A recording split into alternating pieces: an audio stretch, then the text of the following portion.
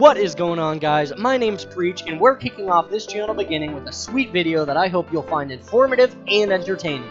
We are going to be looking at the ceiling electric field trap from Fortnite's infamous Save the World. We've got gameplay and damage data in this beginner's guide for everything you need to know about the ceiling electric field in 5 minutes or less. Let's jump into it. Alright, you've made it this far into the video. You're probably going to watch the whole thing. Let's cover some basics, shall we? Ceiling electric field. Okay, cool. Another trap. This is pretty much exactly what I thought when I first started playing Fortnite Save the World. To be honest with you, and you'll hear this a lot in my other videos, I really wasn't paying any attention to these so-called traps in Save the World. Who needs them, right? Stonewood is easy. This garbage is easy with my 82 gun I got from that one dude 5 games ago. Well, guess what? It's not always going to be that freaking easy. Take it from me. I've got Stonewood, Plankerton, and Candy Storm Shields maxed, and my Twine Peak Storm Shield is literally impossible to beat without some traps. The ceiling electric field is a primary asset I use.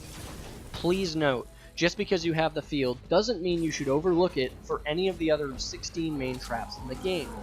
Now, for a couple of pro tips. The field is a frontline trap. So what I mean by that is that it's designed to splash massive swarms of enemies with decent damage, not target a single enemy with massive damage. As you'll notice, the trap won't activate unless the target is directly underneath it. A perk to the electric field over the electric zapper is that the field will damage in a 3x3 tile range apiece, meaning there really isn't a reason to have these stacked around each other.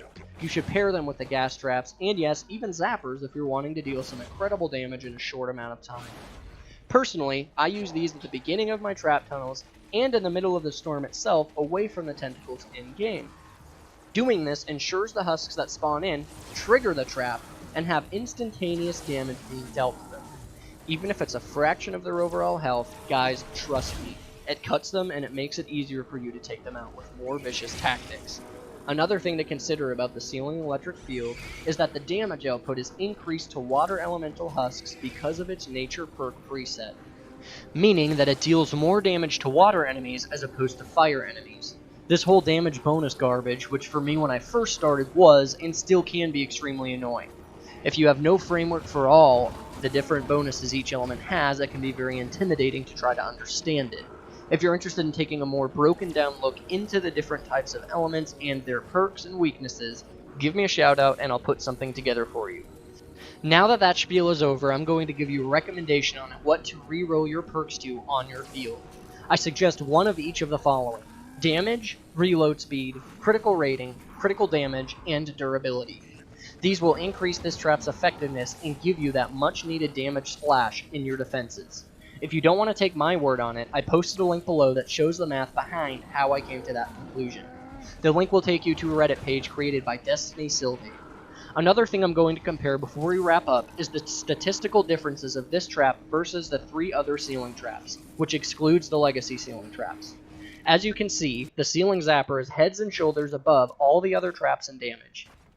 This is due to its low reload speed, along with the fact that it is the only ceiling trap to target a single husk. We see here in durability that the gas trap and electric field are tied for the highest at 36, but they also have the fastest reload speeds. High durability means that the trap will last longer, but the faster reload times will shorten the trap's lifetime, ultimately meaning the trap will still benefit from extra durability perks. In conclusion, the zapper is designed to drain a single target with large amounts of impact and damage, while the electric field splash damage will have no impact, and instead is designed to deal decent amounts of damage to many husks at once. One more thing to note: if you're not familiar with what I'm talking about by re-rolling your traps, let me know in the comments below and I can get some more info out to you. That's less than 5 minutes. We'll catch you next time.